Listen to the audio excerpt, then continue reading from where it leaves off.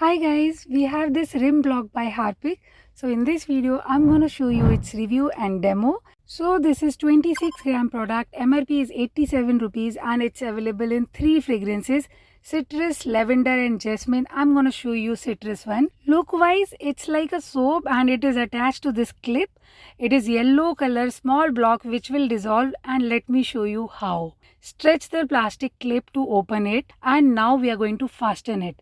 Now use the clip to attach the block securely onto the rim of the toilet.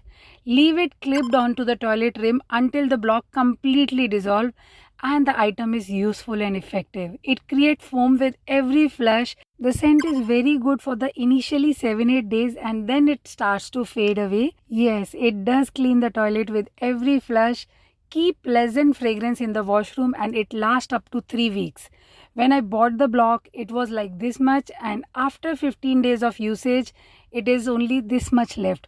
So after 3 weeks, when the block is dissolved completely, simply take off the clip and throw it in the bin. Replace it with the new one. Overall, it fit discreetly under the toilet rim and work well to maintain a hygienic toilet. Give it a try and subscribe for more such videos. Bye bye.